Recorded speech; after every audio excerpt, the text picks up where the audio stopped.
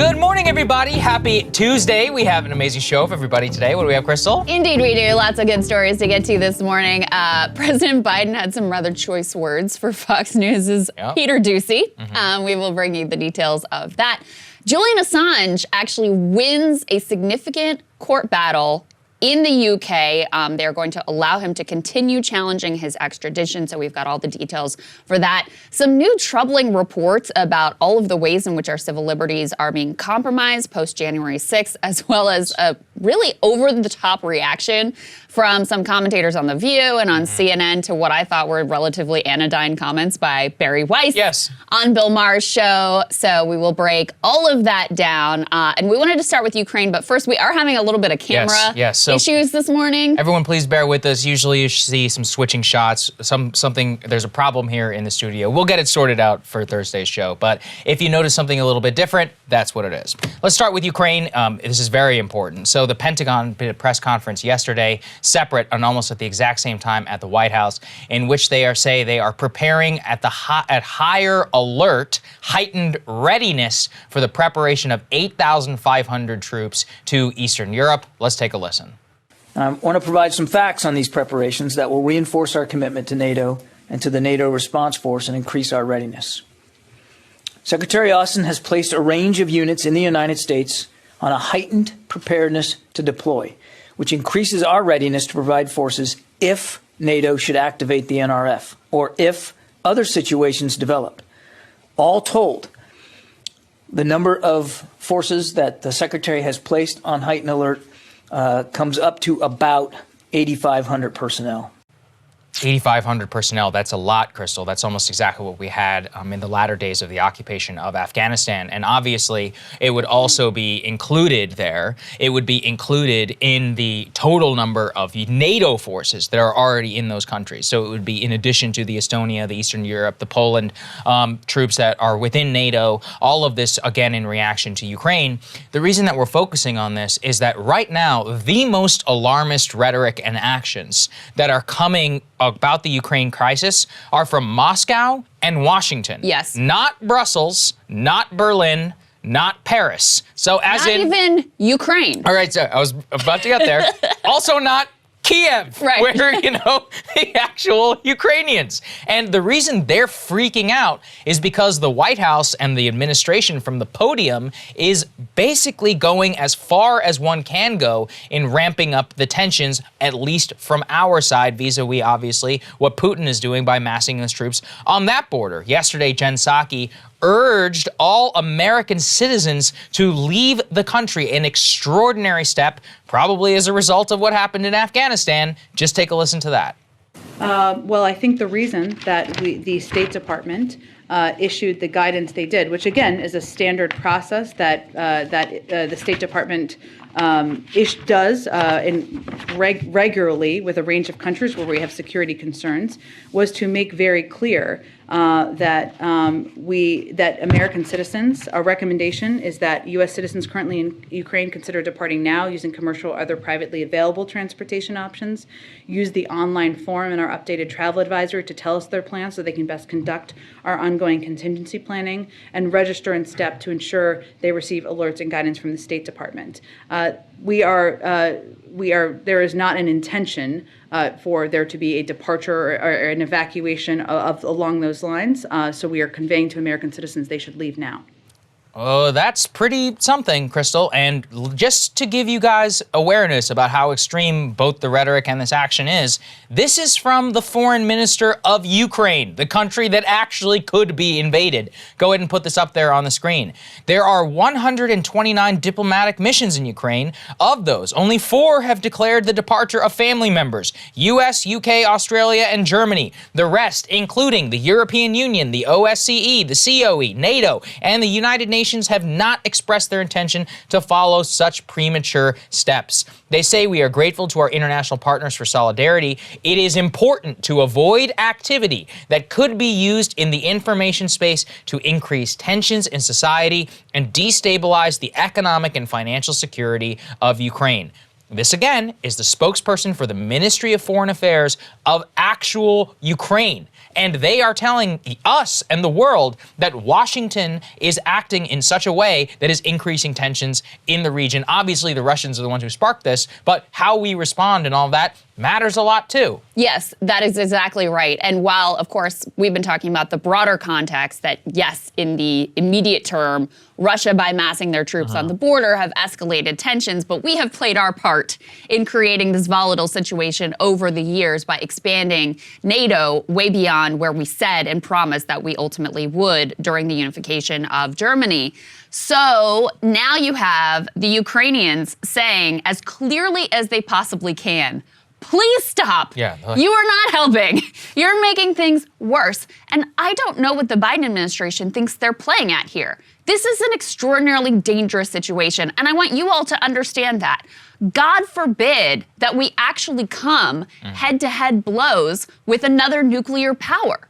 This is going back to the worst days of the Cold War and the type of dangerous tensions that you could see playing out into worst case scenario, some kind of World War III, because you've got people who are making bad decisions, escalating tensions when they should be doing everything they can to bring this situation to a peaceful resolution. It seems to me like what happened here is Biden went out and did his presser, said what he actually thought, which was, NATO's kind of divided. If Russia comes in a little bit or they do a little bit of something, we're going to have to talk about how to respond. He gets massive backlash from the press. They switch tactics and now are taking the most aggressive posture they possibly can. I guess the best case scenario is that they're playing for the media, playing to the press, trying to appear tough, when in reality, they've got some cooler heads behind the scenes. But it almost doesn't matter, because when you're in this kind of a dangerous situation, things can escalate. You can end up out on a limb, having beat your chest, having played the tough guy. Then when Russia responds, then what do? Do you back down? Then all the hawks in the media on the right and the left will say, oh, and now you look weak. Now you've got to escalate even further. That's how you end up in a situation where no one wants to ultimately be. This is extraordinarily dangerous. Yeah, it is. And I want to explain this too whenever we talk about tensions. Part of the reason why is that whenever you have lots of troops around each other and then you have things of games of chicken, yes, the consequences for failure go up. I'll give you guys examples. Back in, I think it was 2001, there was a U.S. spy craft around, I think it was called Hainan Island in China, that was flying very close to a Chinese fighter. They actually collided midair, and the air crew actually had to bail out and was basically held hostage by the Chinese. People forget about this because it happened around the same time as 9/11, but this was a huge international crisis. The same thing actually happened during the Cuban Missile Crisis whenever a plane was shot down. The same thing could happen here when you have deconfliction and you have high tensions and you have more troops in the region and you possibly have Russian jets and US jets around each other. All it takes is one guy to die or one guy to act rashly or badly in a situation, and then the other person to overreact, and you are in the middle of nuclear warfare. We all had this figured out in the middle of the Cold War. And I want to emphasize again, the actual continental Europeans think we're acting nuts. Put this up there on the screen. From the European Union, from Brussels, the EU is not following the U.S. withdrawing its diplomats. Their top diplomat, Josep Borrell, says there is no need to dramatize the situation while diplomatic talks with Russia continue. I cannot emphasize this enough, which is that the people actively involved, and by that I mean the continental Europeans, I guess minus Germany because they also followed through on this, are not nearly as concerned or acting in the same way that we are. It's their continent, not ours. They get to decide. These are people who, for their own reasons, have decided that they are mostly okay with Russian aggression against Crimea. Look, once again, I mean, I don't think it's a good thing, but they're the ones who ultimately decide to renew trading relations with them. What are we supposed to do? We're supposed to enforce the borders of Ukraine? I've also said this, Ukraine, it's a very complicated situation in terms of how the population itself there feels about Russia and, ties with the West or even NATO. And as far as I looked into this because some people were claiming that we never promised that we would not expand. Here's what Secretary of State James Baker said. So Gorbachev has said, no, there was no official promise. James Baker, the Secretary of State of the United States in 1990, said that NATO would not expand 1 inch east. Yeah, okay, right. that was the word of the Secretary of State of George H.W. Bush at the fall of the Soviet Union. Was it an ironclad promise written out in document? No. But he said not 1 inch east, okay? Yeah. During the time of the fall of the Soviet Union and also with the reunification of Germany. So it's not as clear-cut as, oh, we never said it. It's also not nearly as clear-cut as the Russians say, which is you basically wrote it out as a promise in spirit. At the end of the Cold War, there was an agreement here in Washington. The George H.W. Bush famously did not declare victory of the Cold War because he did not feel that we should be rubbing it in the face of the Russians. And then when we expanded eastward, and especially by inviting Ukraine and Georgia in, we basically greenlit a lot of the revanchism, with that means kind of like the renewed greatness movement inside of Russia, and empowered somebody like Vladimir Putin. That's right. And that's why, I mean, the consequences of the expansion of NATO were entirely predictable. And yes, George Kennan said it. The father of containment said that this would be reignite tensions between the United States and Russia. This was the foremost Russian expert who invented the containment strategy of the Cold War, Krystal. And to your point about how volatile and how on edge the situation currently is, the New York Times has a piece out this morning floating all of these different potential scenarios. Maybe Russia's going to seize a power plant. Maybe they're going to release toxic gases. Maybe they're going to come in this way or in this place, in that place.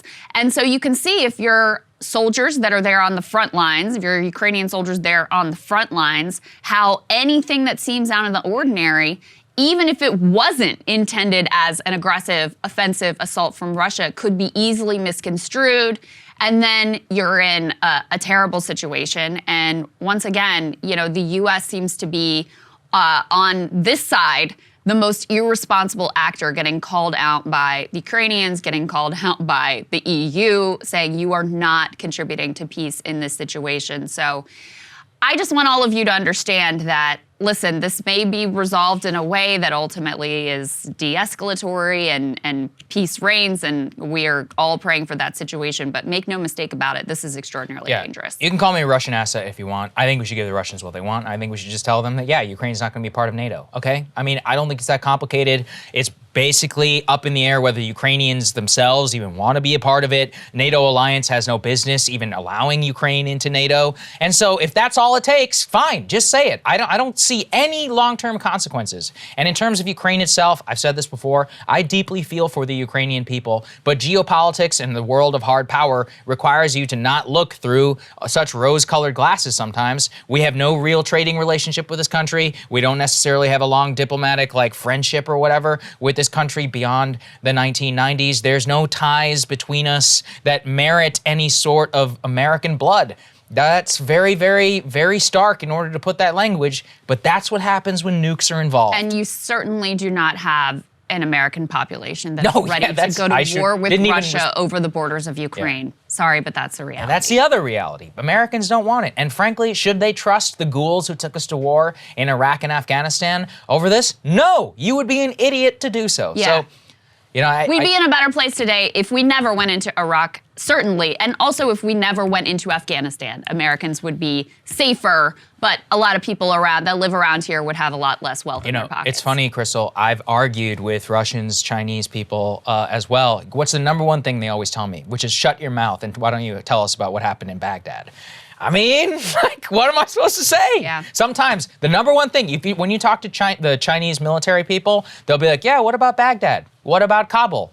Whenever we lecture Putin about democracy, he says the same words. We do not want the type of democracy that we see in Baghdad, okay? And look, I mean, I get where they're coming from. So as I've said, you have to consider that the enemy gets a vote whenever it comes to warfare, and most importantly is to try and put yourself in the mind of the other person. If you actually do want to have a lack of escalation and you want, most importantly in my opinion, for everybody to actually have peace, I want Americans to be safe, I also want the Ukrainians to be safe, and I don't want some larger tension over something which is frankly not worth it. You know, whenever you put people in harm's way, it's the most serious thing you can do, and Washington is not acting responsibly. With follow-on effects that you can't even even imagine at the time. There you go. All right, guys, somewhat less serious story, but one we had to bring to you. There was a little bit of an exchange yesterday. Biden gave a press conference. He wanted to talk about supply chain issues, inflation, and such things. And at the end, as things are wrapping up, as reporters do, they were sort of shouting questions at him, getting him to respond. One of those reporters was Fox News' Peter Doocy. Here is how that unfolded. Why are you sending 8,500 troops to Ukraine? Would you take President Biden's inflation back? Do you think inflation is a political liability?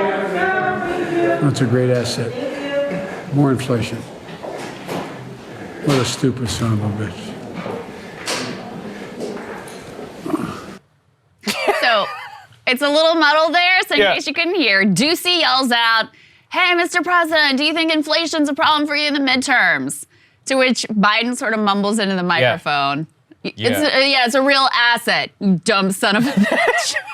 I'm going to be honest. This is the high water mark of the Biden presidency.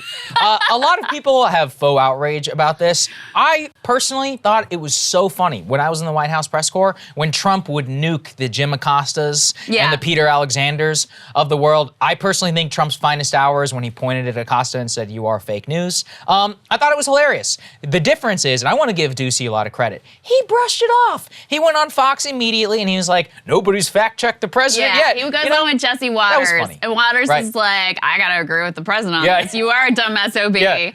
And Doocy says, "Well, no one fact-checked it and said it was false." He went on with Sean Hannity.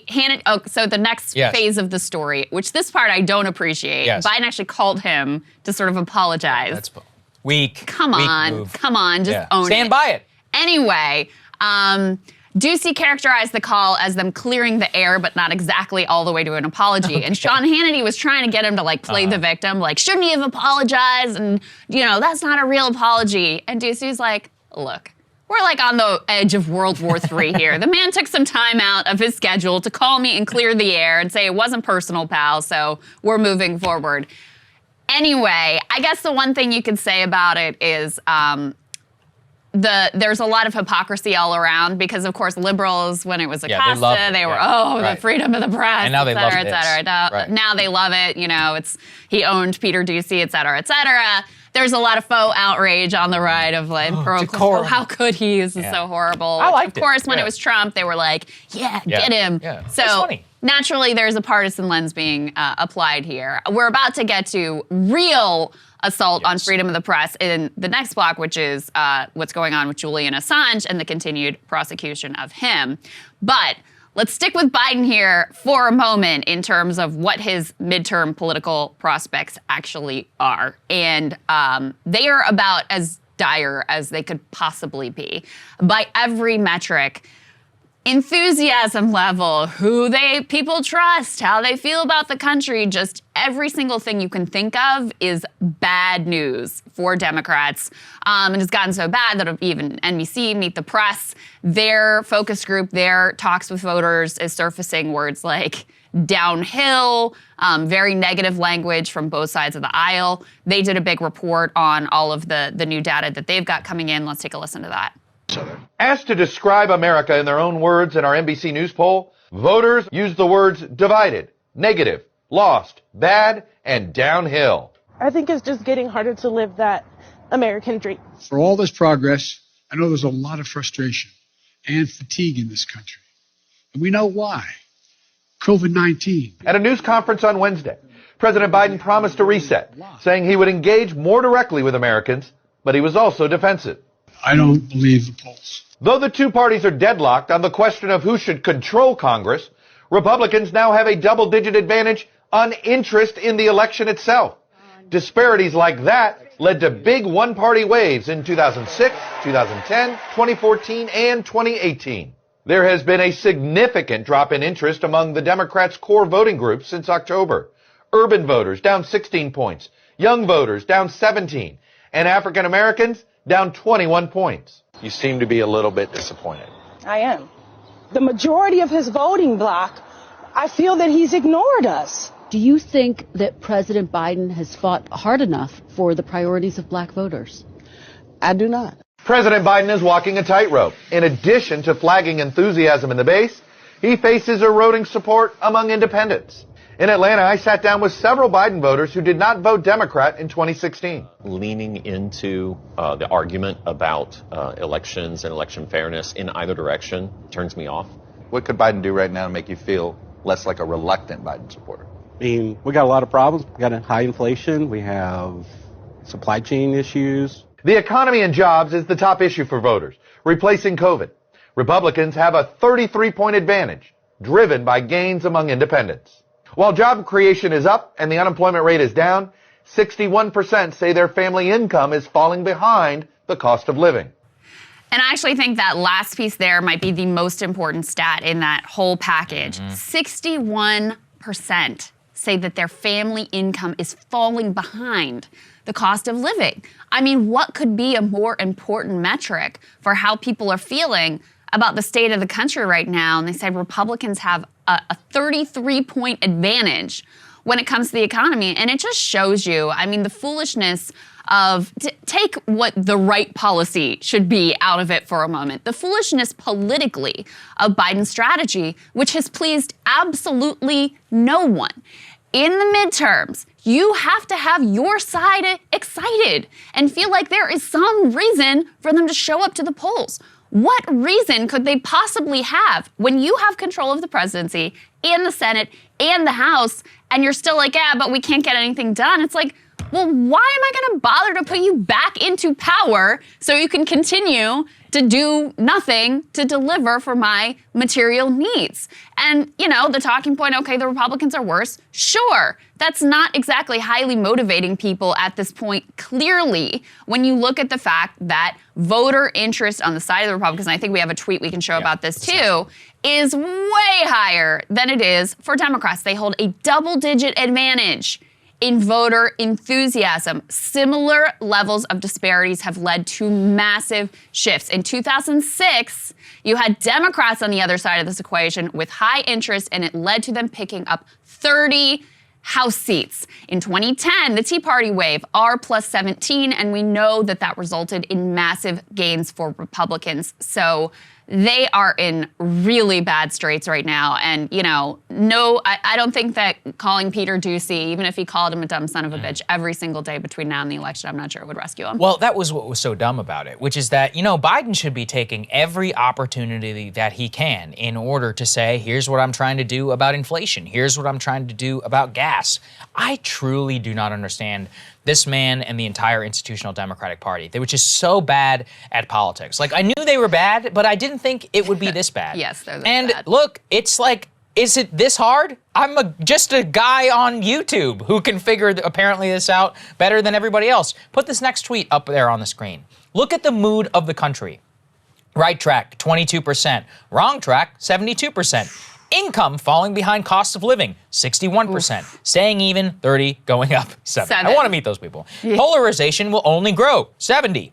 Is there a threat to democracy? 76%. These are dire numbers. That income falling behind cost of living, I'd be talking about that every single day. You know, we recently looked at a poll which said that voters are very aware that corporate monopolies are using their pricing power in order to gouge them. Yeah. Okay, break them up. You can actually use the DOJ antitrust division. You could be talking about this every day. Like I said, gas is up 50%. Almost 50% of inflation is gas alone. Get the Saudi king over here tomorrow. Call OPEC together and basically say, we will sanction the living hell out of you. We will make sure that none of you ever get weapons ever again, unless we start seeing gas flowing now, today. Some in the heads of Exxon, Chevron, BP, all these people, and be like, what do I got to do, guys? Let's go. I don't get this. I mean, this is the president of the United States. You can call anyone on earth and they will answer in 2 minutes. You can get these people to come to you. You can use the power of the presidency and of the people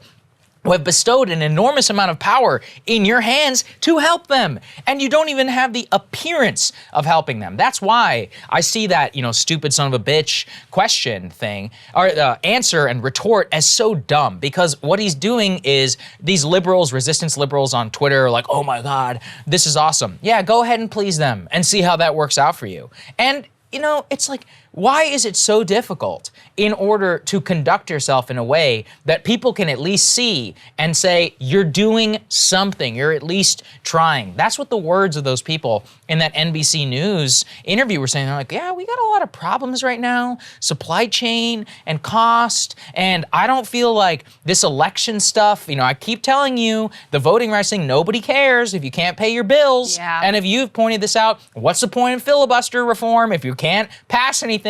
I mean, all of this is completely useless. And then on top of all of that, Krystal, is COVID, which is, of course, broadening the entire economy. And the trust ratings for the government agencies, Fauci and others, has plummeted. Put this up there, too. On COVID statements, trust has fallen and the do not trust ratings have risen for the CDC, Anthony Fauci, and even states' governors. But you know what's interesting? Trump's numbers also fell during that time while he was out doing nothing. That's the one silver lining here, is that he still is less trusted on COVID than everyone else. The problem for Democrats is that COVID isn't the number one issue anymore. And so while, when COVID was the dominant issue in people's minds, they had an upper hand because they had been more responsible. Trump was wildly irresponsible, making stuff up, saying privately, this is going to be a horror show. It's nothing like the flu. And then publicly being like, it's just like the flu, no big deal. But the bottom line is people are more interested now in their jobs, in inflation, in being able to pay the bills, pay the rent, pay the mortgage, whatever it is that's ultimately on their plate. And they feel very concerned about being able to do that. And by the way, when you look at the numbers, the bank accounts have been depleted. Anything that people got during the stimulus phase is gone. It is long gone. Now the savings rate is lower than it was pre-pandemic.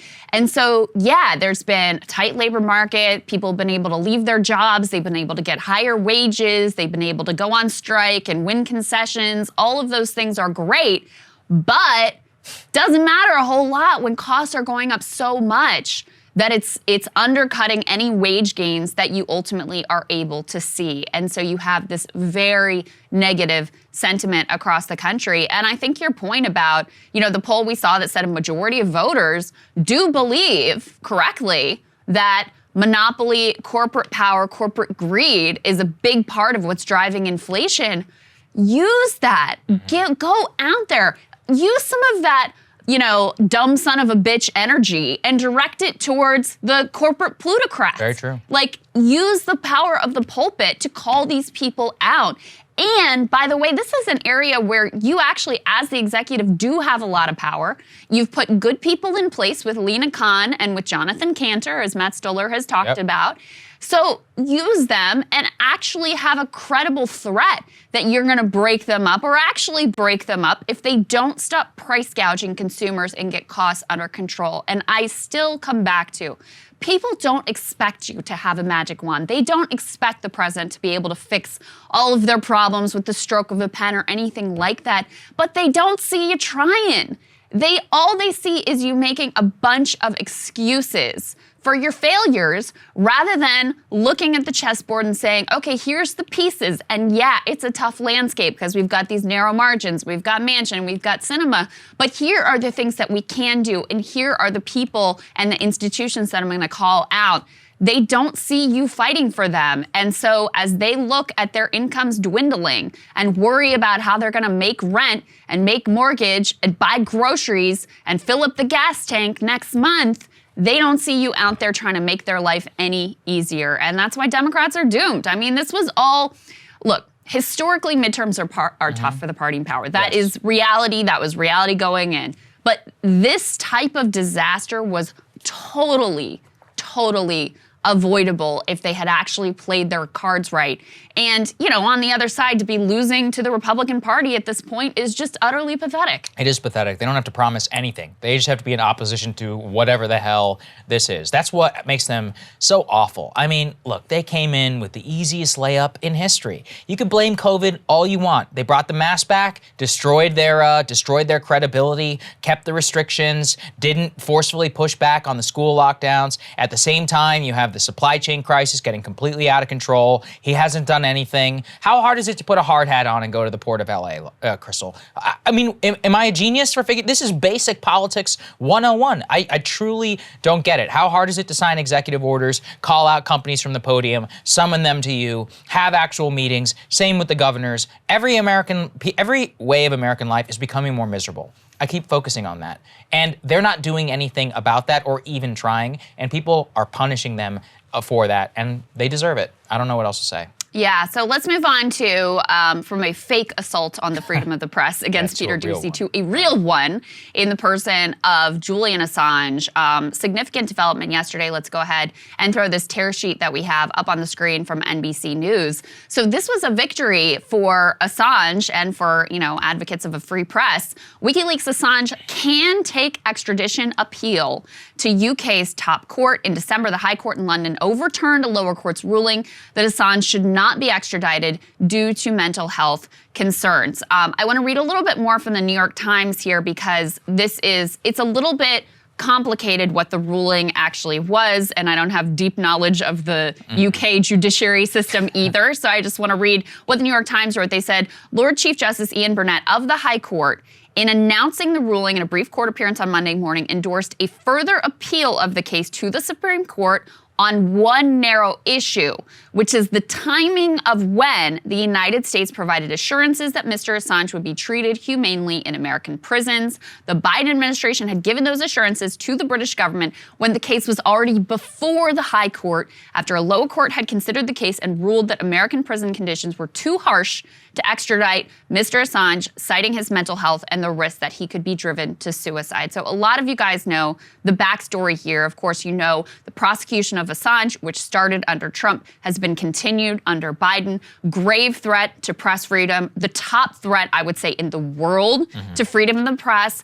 Biden rejecting the Obama DOJ's decision that, hey, we would like to charge this guy, but we can't charge him without also implicating the New York Times and every other publisher and journalist out there. So listen, we're going to make Assange's life miserable. We're not going to be nice to the guy, but we don't feel like we can prosecute him. Trump comes in, takes a much more aggressive stance, and Biden has continued that prosecution.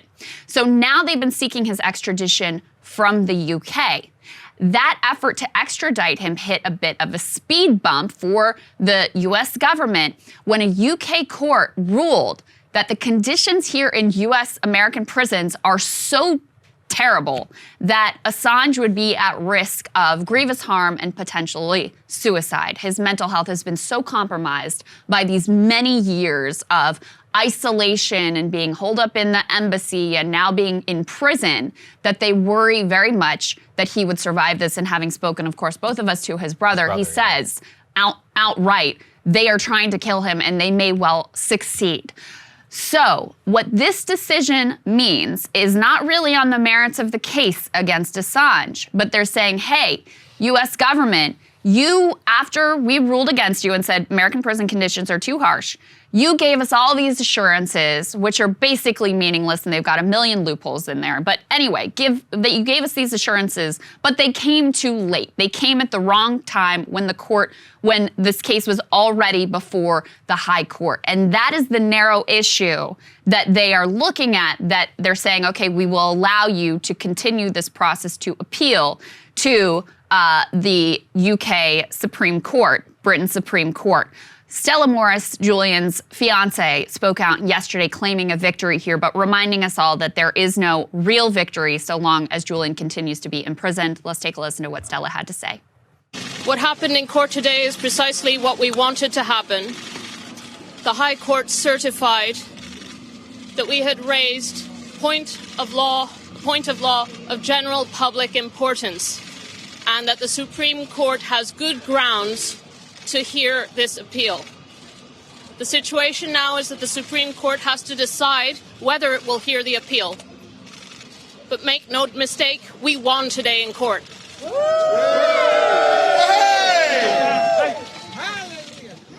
But let's not forget that every time we win, as long as this case isn't dropped, as long as Julian isn't freed, Julian continues to suffer For almost 3 years, he's been in Belmarsh prison, and he is suffering profoundly, day after day, week after week, year after year. Julian has to be freed, and we hope that this will soon end. So important note there, now the Supreme Court, this is what happens next, gets to decide whether they're going to consider Julian's appeal on this one narrow grounds. And listen, the bottom line here is the Biden administration, the Merrick Garland's DOJ, they could stop this prosecution at any point. They claim to care so much about freedom of the press. And you were talking earlier about the things that Russians and Chinese throw back at us, like, oh, you've got such a great democracy there. This is one of those issues that any foreign adversary can look at and say, oh, freedom of the press, tell me about Julian Assange and the way that you have him locked in prison. I forget which prime minister. I think it might have been Turkmenistan. It was one of those Central Asian countries who pushed back against a BBC journalist who asked her about freedom of the press. And he goes, you want to tell me about freedom of the press? He's like, your own country is locking up Julian Assange right now. Azerbaijan, yeah, sorry. I was Azerbaijan. Apologies to the Turkmenistanis out there.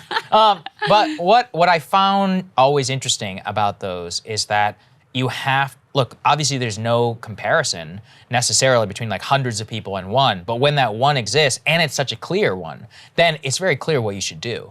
And all of these journalists out there, you know, Jim Acosta apparently has his own show on CNN, Krystal, recently found out about it.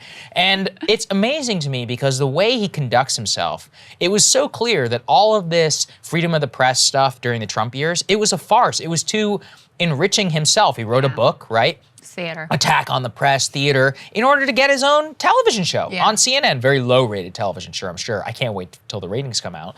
But what's important to understand there is at the very same time as all that was happening, there were real attacks on the press. There were those journalists who were imprisoned in Myanmar, in Burma. That's right. Nobody talked, in the White House press corps, it's like they didn't exist because they're narcissists. They don't actually care about the press. They care about freedom of their access to power and protecting that at all costs. And when somebody challenges that, and ultimately Julian's crime, his real crime, was exposing Hillary Clinton. I mean, let's be honest. That is what turned the entire international intelligentsia against him. Before that, he was a hero for standing up against Iraq. I mean Rachel Maddow and those because Obama, I mean, they didn't prosecute him. Definitely true. But they did not like this man either. I mean, the spying, the things that, you know, he and his family have talked about, the way that they had this just insane surveillance of him. They certainly wanted to prosecute. I mean, they made his life hell as well because of him spilling the secrets of the powerful. I mean, that's really what it comes down to. And this is an attempt to send a message to journalists and whistleblowers everywhere that if you are going to expose our dirty laundry and our deep, ugly secrets, we are going to make you pay. And of course, the people whose wrongdoing he actually exposed, there's never any accountability for them. Just like Stephen Donziger, who just spent his 900th day on home confignment, just as it is for him. The whistleblower we talked to yesterday, Matt Johnson. Targeted by the FBI. Targeted by the FBI for exposing animal abuse at an Iowa pig farm. It is always the whistleblowers who pay the price, and they make sure that they do it so people will be too afraid to come forward and do the right thing. And sadly, it's highly effective. Yeah, no, I think you're right. And at the end of the day, most people won't say a word about this. And, you know, for those of you who might be skeptical, I've said it here before, it's very simple. The way he would be prosecuted would criminalize journalism, and it would almost certainly be used as a pretext by the DOJ to come after people like us and to come after any anti-establishment person who reveals real crimes of the regime. And so to protect that, our founders gave us the right, and we need to protect it at all costs. That is exactly right. And, you know, what this, on a personal level, what they have done to this man is abhorrent. And, you know, his fiance, his family, all they want is for him to be able to come home and live a normal life. Yeah, there you go. Okay, let's move on. in terms of continuing with the theme of the FBI and the expansion of the national security state. This is one of those stories which got zero attention by people in the press because they mostly agree with it, but which is one of the most outrageous expansions of surveillance power on elected officials that we have ever seen. So let's go ahead and put this up there on the screen, which is that the Capitol Police is examining background social media feeds of some who meet with lawmakers. The little-known new practice by the department's intelligence analysts since January 6 is highly controversial given the civil liberties concerns it raises. And what they point to is that newly obtained written communications show that the Capitol Police are examining the social media feeds of people who are not suspected of crimes. These include people and staff and constituents who are meeting with members of Congress, elected officials. The Capitol Police is like, hey, what's the problem, Krystal? I mean, what's the problem? We're just compiling, publicly available information and dossiers on private citizens who are not suspected of crimes whatsoever. And another thing I want to always raise, Capitol Police is not subject to the Freedom of Information Act because it's a branch of Congress, and Congress exempted itself from the Freedom of Information Act, which means all of this can only be obtained by leaks. We have no transparency, no oversight into the Capitol Police, except for members of Congress themselves. They are one of the worst agencies post-January 6th, because here's the thing.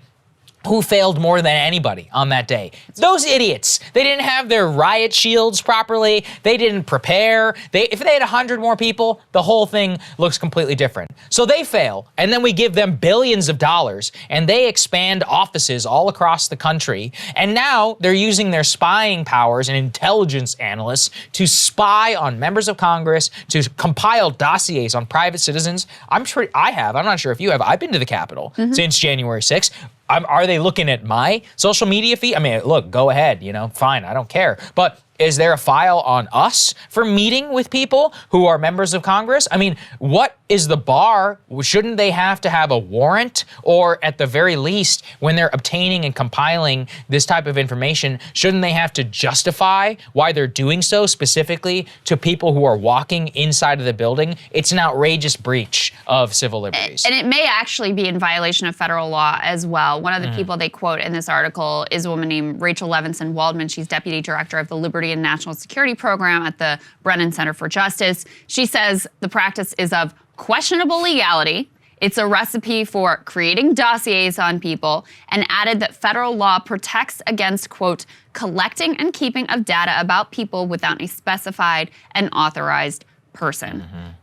The fact that there is no transparency in this agency makes it all the more troubling, because this is just what we found out from a leak. Leaks of what they're doing, which is, sifting through and potentially creating dossiers on anyone who effectively has contact with members of Congress. By the way, members of Congress didn't know they were doing this. Yeah, they had no idea. They knew that they were asking for lists of people that they were meeting with. That they knew. But when at least one member of Congress was presented with this information about what they were actually doing with those lists of people and compiling this kind of information, he outright called for resignations because he was so troubled by the implications of private citizens, congressional staffers, people who are surrounding our elected representatives, people who are just going in for a meeting to express their concern about some issue back home or whatever is going on.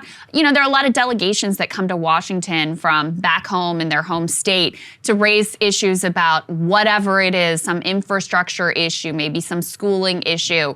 So for all those people to be subject to this kind of invasive scrutiny and compiling of dossiers on who they are and what they care about, it's deeply troubling. And of course, the bigger picture here is what we've always been afraid of, is that January 6th would be used as a justification for furthering the police state, for furthering the surveillance state. And this is another indication that that's exactly what has happened in an agency where we are able to get so little of a picture of what they're actually doing. The other thing we've learned is how many of these government agencies have like intelligence units. I mean, the post office, like what? How did sifting through people's mail and gathering info? Right. I mean, this is extremely troubling. Just the number of government agencies who are apparently spying on American citizens. Remember, we did that whole story on the DHS secret unit, which then was spying on the reporter and got caught. That was a crazy This stuff was story. nuts. I mean, this is like out of a CIA, novel of meeting at a bar and gathering intel with a fake ID. Right. I mean, this is completely bonkers. And the reason why this matters is that it is a clear use of the intelligence services to, at the very least, pressure and provide fear in the hearts of people who might be meeting with members of Congress. And, look, these are elected representatives. At the end of the day, what they do is the expression of the will of the people. You may not like some of them, Marjorie Taylor Greene and Lauren Boebert and Scum Squad member, whichever side you're on, that's fine. But these people were still elected to the people's house. And to have the Capitol Police say under the guise of, we're protecting them, to go and spy on the people who they're meeting with, you can see so clearly how this could get out of hand. And we've already had the example. Remember, there was a left-wing podcaster who was visited by the California Highway Patrol at the behest of the Capitol Police for, I don't even know what he did. It was like liking a tweet. He liked a tweet which according to interpretation, it's up to interpretation, was supposedly threatening to AOC. Again, a left-wing podcaster. And they visited him. They're like, hey, why did you like that tweet? How about none of your freaking business? Excuse me? I didn't threaten anybody, as he rightfully said. And yet he's being intimidated essentially by the regime forces. I mean, this is something that you see in third world countries. I mean, you're not allowed to criticize lawmakers, or if you're in the opposition party, whenever one party is involved, then what happens? I mean, or let's say that there was an effort to undermine the Patriot Act, and you are meeting as a member of Congress, Rand Paul, some libertarian member, whatever, Thomas Massey, is meeting with people who want to take down the Patriot Act. Is there going to be a dossier compiled on those people and those activists who enter the Capitol? This gets very dicey. What if I, as a United States citizen, a media personality, want to go and start lobbying for a Freedom of Information Act in order to apply to the Capitol Police? Are they going to compile a dossier on me for threatening their right currently in order to remain silent? You can see so clearly how this can be easily abused. It's an outrageous breach of power. It deserves a lot more attention than it's getting. There are a lot of problems in this country, as we document on this show daily, and a lot of those problems contributed to the ugly events of January 6th. Rather than deal with those problems, which would be hard and which would, be uncomfortable for the donor classes of both parties. Instead, this is the direction they always go in, which is rather than dealing with this underlying mess under the surface, let's just try to clamp down. Let's actually give ourselves and the deep state and the police state more power. Let's address it in that way. And then guess what happens? Those attempts will always fail. I mean, you clamp down harder, you surveil more people, you have the FBI conjure up more kidnapping plots, and people become more discontented because you've never dealt with those issues that are under the surface. You turn people against each other, then you end up with an even worse January 6th that justifies an even further escalation of violation of civil liberties.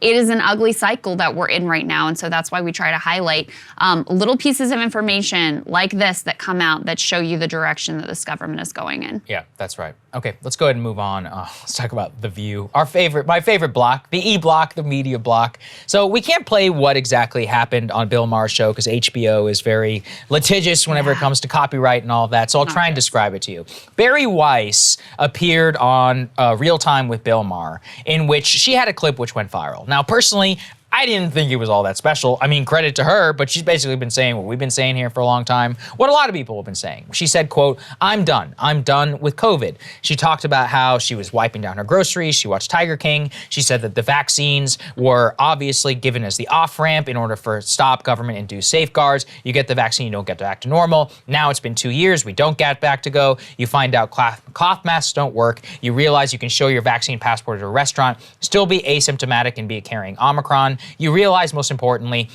this is going to be remembered by the younger generation as a catastrophic moral crime. I agree with all of that. Congratulations, Barry, and I guess for getting it out into a mainstream audience. Well, the mainstream is freaking out at this light suggestion that they are actually the crazy ones. First, she was attacked by The View in just an incredible clip where they basically suggest we'll be wearing masks forever, just like we have terrible TSA theater. Let's take a listen. You know, listen, nobody on the planet really wants to go through this. This is not something we're doing because it's, sexually gratifying. This is what we're doing to protect our families. And you don't have to do it, but stay away from everybody. Because if you're the one who's not paying attention and you're coughing and sneezing, you don't want to, then stay out of the public, man. This is nobody wants this. I don't want it. And I think he's forgetting that people are still at risk who cannot get vaccinated. People who can't get that. Little kids under the age of 5. Yeah. Or people with health conditions. How dare you be so flippant, man? There's still people they're over it, like a relationship. I'm over it. I don't feel like seeing him anymore. To the post-mask part, because I think there's a prudence we've learned with the mask, the hand sanitizing, that kind of like 9/11 with flying is always going to be here now. There's a new normal. Oh, it's a new normal. No, it's not. You can live that way if you want. The rest of us are not going to. And the vast majority of people don't want to be as miserable as these people are. I don't know how many times we have to do this. This cudgel that they try and use with kids is outrageous. COVID is not a threat to the vast majority of children in this country. The flu is actually much worse for them. And even for the general population. This is a simple fact. Vaccines turned COVID into the flu. We should celebrate that. Yeah. We have created a gigantic scientific miracle. We have vaccinated and now have natural immunity in a huge portion of the U.S. population, adult population, which was at risk. Those who are at risk, age 65 and older, go get a booster. Data has come out that shows that their hospitalization rate is the same for 25-year-olds or whatever, whenever you get your booster shot. Great. Go ahead. The rest of us, we don't have to live like in complete misery. And it's just amazing to me that something as anodyne as Barry's message is being attacked. She's pro-vaccine. It's not enough for these folks. So I don't have any issue with what this lady, I think her name is Sarah, something. Yeah, who are what she has to say. Yeah. She indicates that for her personally, she plans on always wearing masks and Go stuff. for it. Fine. Yeah. I don't have a problem with that. No, I have I'm not gonna be mad at people. I have zero issue. I mean, people can be kind of gross, and we have a lot of germs. If you want to wear a mask around, fine. I have no issue with that. Yeah. I do have an issue with the weaponization, as you said, of kids. Listen, we all, in the normal range of American life, care about kids. We care about our kids. We care about other people's kids. We care about doing whatever we can to keep people's kids safe. At this point, we have data that shows that the interventions with kids specifically that we took were much more damaging to them on balance than the virus was. That's not to erase the several hundred kids who perished from this disease, and there's no making up for that. But we weigh costs and benefit and risks in our lives all the time. And again, when you look at school shutdowns, when you look at what the American Academy of Pediatrics said was a national crisis for young people in this country in terms of their mental health, when you look at addiction, when you look at depression, when you look at learning loss, when you look at the delayed IQs that we've seen, all of these things paint a very compelling picture that there was greater harm to kids from closing schools and even from, the masks. There's not great evidence that masks helped to stop the spread in schools. There's not even good evidence that closing the schools helped to stop the spread of the virus at all, okay? So this very easy and cheap talking point of, I guess you just don't care about the kids, is really just unfair and untrue. One thing I do want to say about Barry's comments that the younger generations will look at this as a moral crime. I'm not sure that's true, and here's why.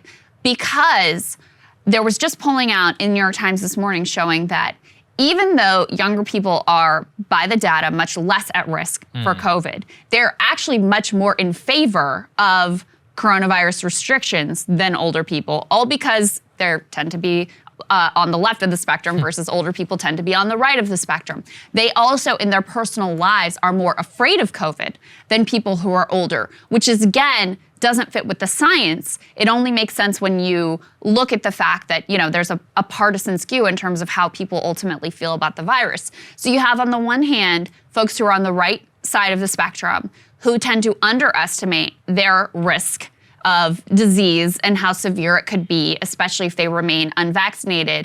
And then you also have people who are overestimating how vulnerable they are. That's ultimately leading to, to a lot of fear in their personal lives, and in some instances, bad public policy as well. Yeah. It's so hard to find anywhere where these things are just like acknowledge, where you're actually trying to sort through the science in a real way, not an ideological way. When you're really trying to weigh the costs and the benefits, there's just a lot of partisan thinking on both sides of this issue that's frustrating. See, to me, the moral crime is that young people are afraid. I don't think they should be afraid. I think it's a terrible thing in order to be afraid whenever you're young. Well, the media is a lot to blame for that. Yeah, and they are the people who gaslight. They've really done a poor job of explaining clearly the relative levels of risk depending on where you are in society. And when you paint with a blanket brush, then if you're a person who's, consuming that type of media, it makes sense that you would internalize that as, I personally need to be afraid, even though in fact your own personal risk profile is much lower than someone who's, say,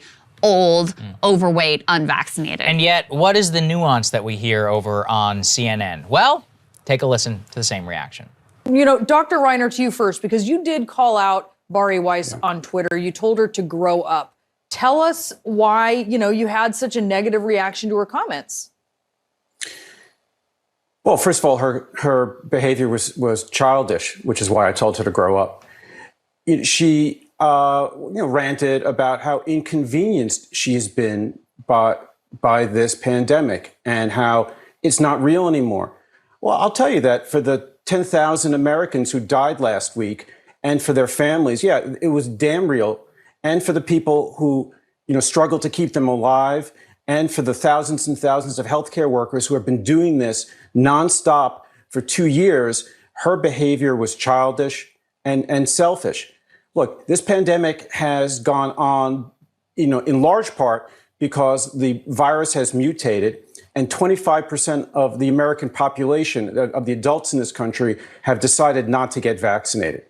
Now, she may be frustrated, that, life isn't normal, but we are in the hottest point of this pandemic in the last 2 years. Now, thankfully, in places like New York and DC and Boston, the virus is starting to recede.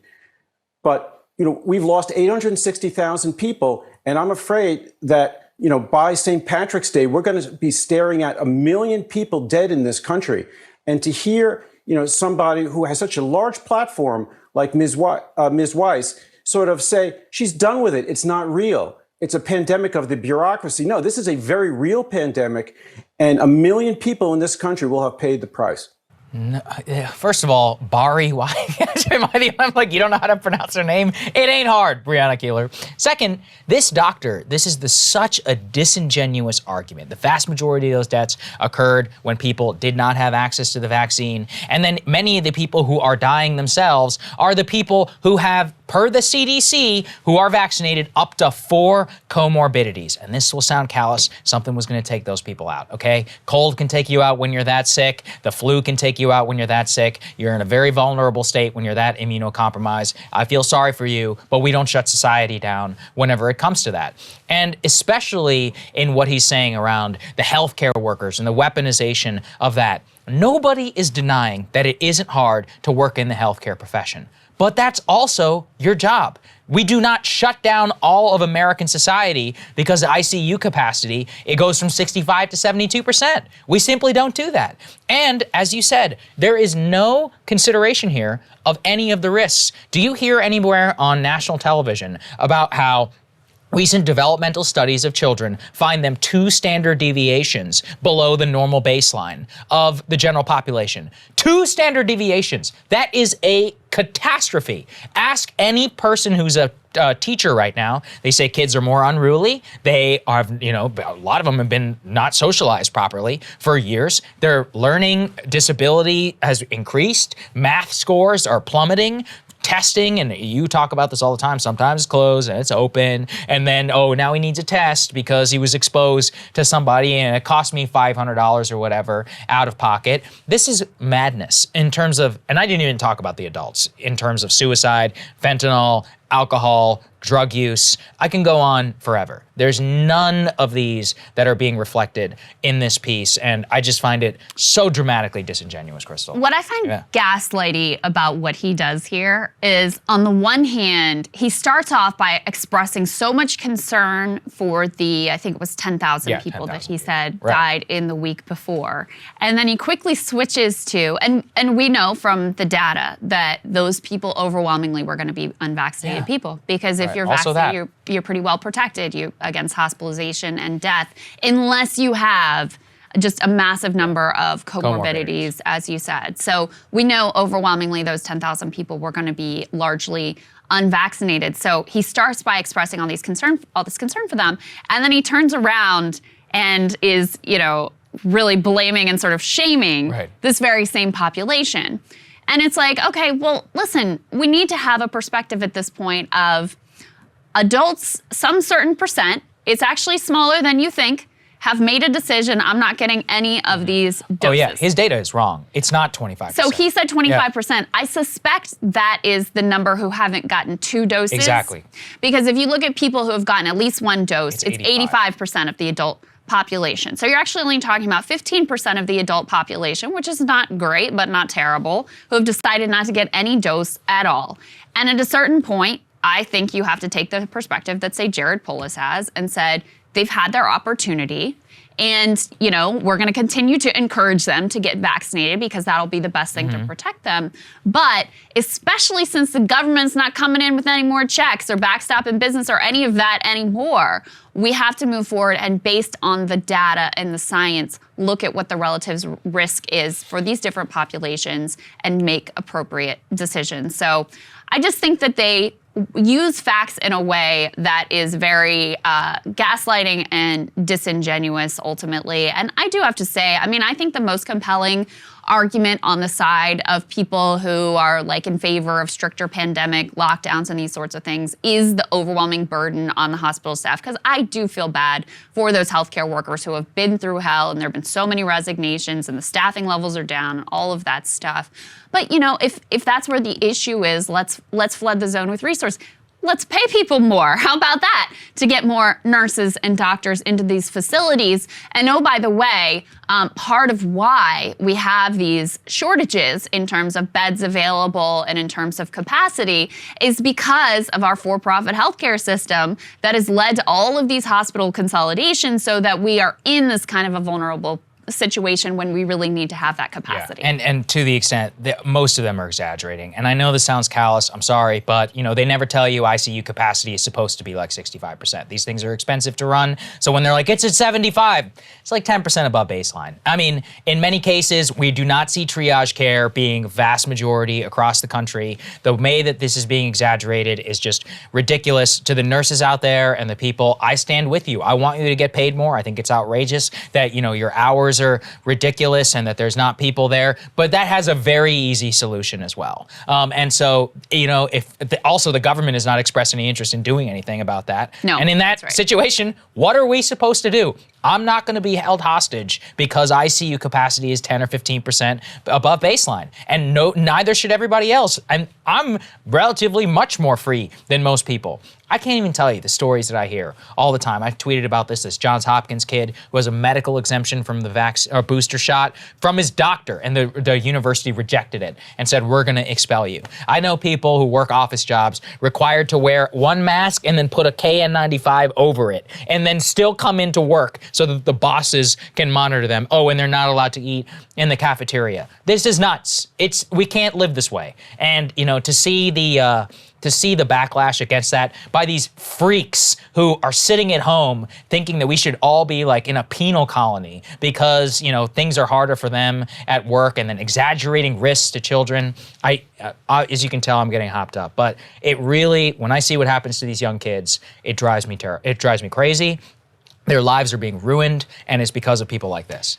One last note here. The polling says that, especially in terms of kids in schools, even though our opinion may not be what you often hear on these channels, it's like 2/3 to 1/3 in recognition that they're more concerned about learning loss from their kids not being in school than they are of risk of getting sick in school. So, and that's with the media, being wildly irresponsible with helping people understand where the real risks lie. So Well there said. you go. All right, Krystal, what are you taking a look at? Well, we all know what it's like to see a housing bubble burst, the decades of pain and dislocation that destroy economic lives as well as human lives. If you're my age, you know what it was like to see a .com bubble burst. What would it be like to live through multiple massive bubbles bursting all at once? Well, we might be facing down exactly that type of horrific economic cataclysm right now, according to one analyst who predicted the past 2 crashes to a T.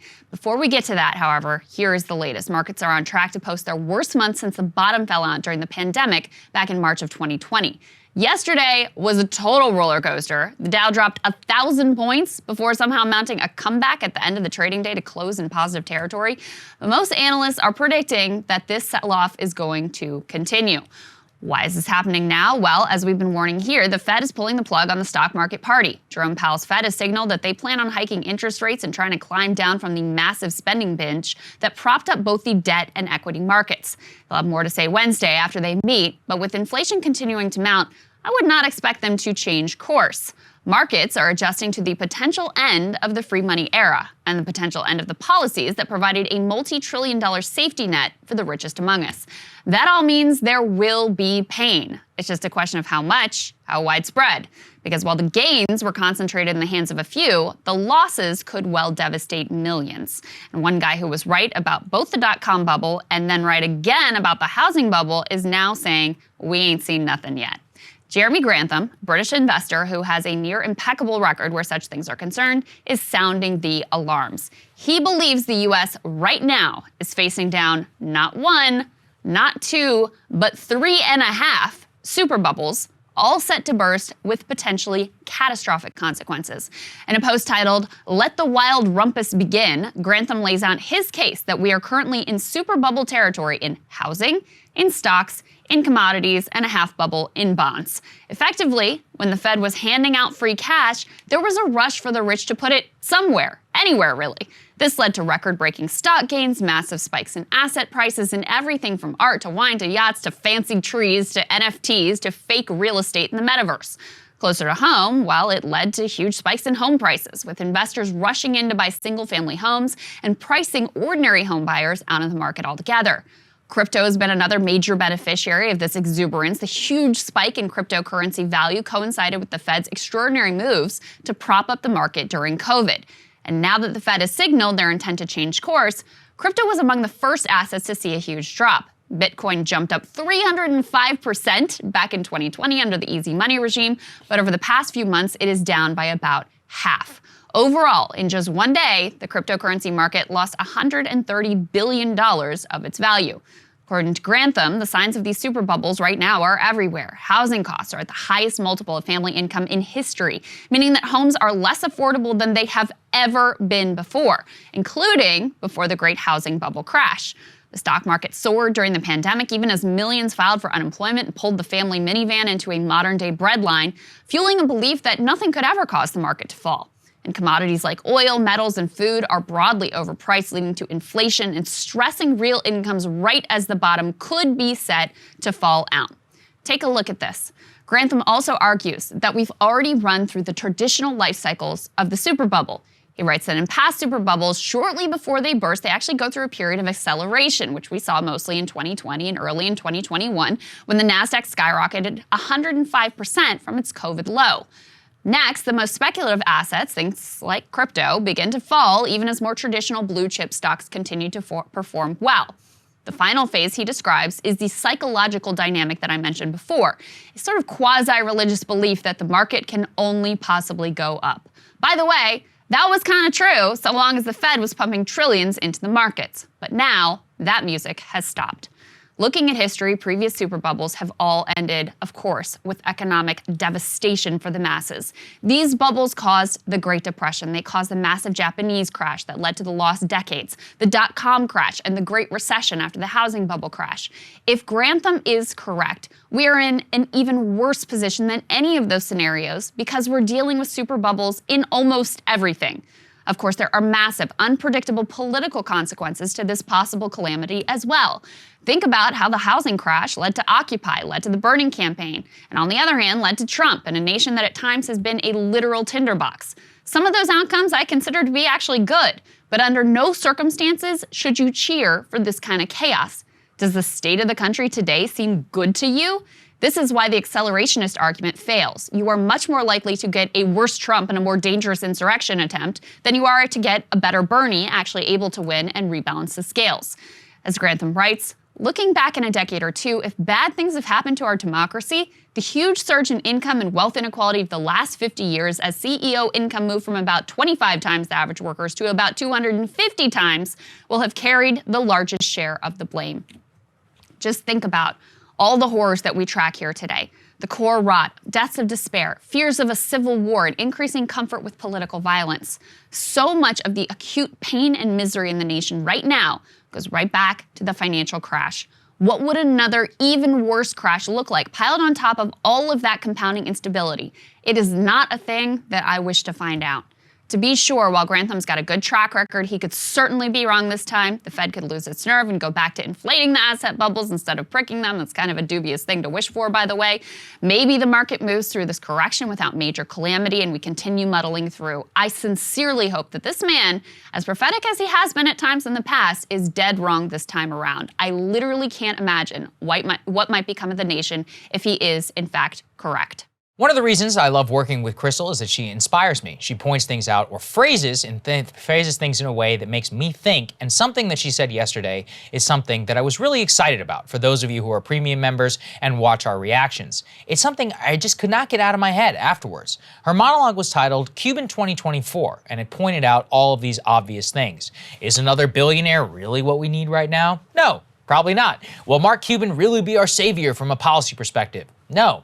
But here's what she wrote, quote, "Our politics are so stuck and hopeless between two parties, owned by corporations and costumed on one side in fake identity nonsense, on the other side addled in conspiracy nonsense. I'm for literally anything that would help to break that system apart." That's the part that I'm obsessed with right now. It's something I think is increasingly true. Right now, we are so condemned on both sides of political leadership, it seems nearly impossible to imagine any sort of real democratic consensus to be forged from our options. Take a look at that poll that Krystal cited. It sums everything up right now. On the question of whether Americans want Donald Trump to run again in 2024, 27% say yes, 72% say no. On the question of Joe Biden running for office, it's nearly identical. 28% say yes, 70% say no. And yet, those are our two most likely nominees for president. Let's just say they don't run, though. On the Democratic side, that means Kamala Harris is the presumptive nominee, or Pete Buttigieg, Kamala, the least popular vice president in modern American history. More so than the guy who couldn't spell frickin' potato. On the Republican side, I don't know who it would be, but whomever it would be somebody who had to endorse Trump's Stop the Steal nonsense. In both cases, the problem is this: they would not be capable of actually uniting Americans. While I believe at its core America's problems can only be solved by policy, the problem that we have right now is the inability to even arrive at correct policy outcomes.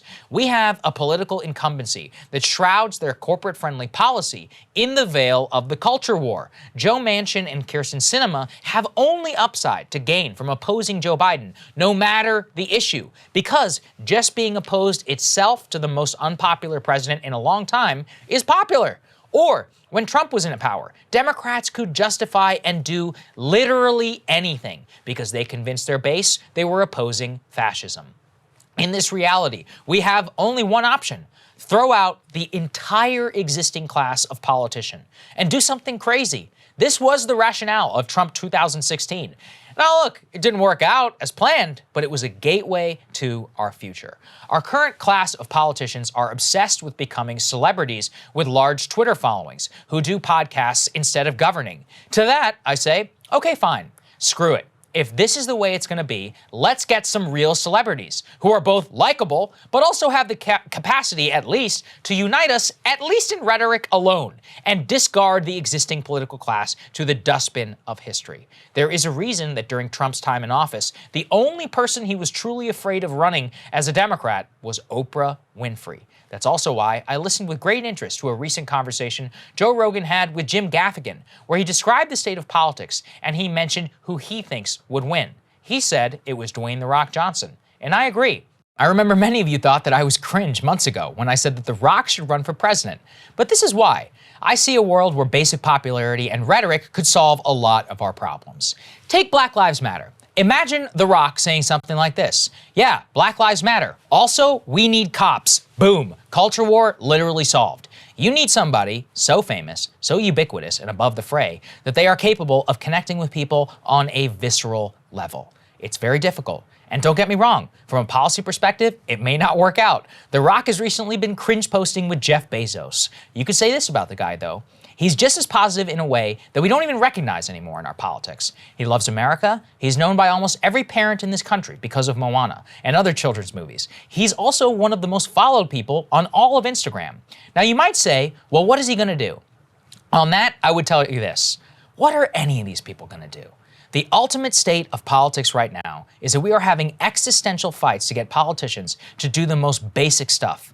Take Glenn Youngkin, for example. It was a Herculean effort just to get him into the office so that he could push back against unscientific efforts to force children to wear masks in schools. That is all politics are going to be about for 3 years. Masks on planes or not, masks in schools or not. Let people live, impose a biomedical police state on them. Under those types of politics, the stakes are both very high and also not at all.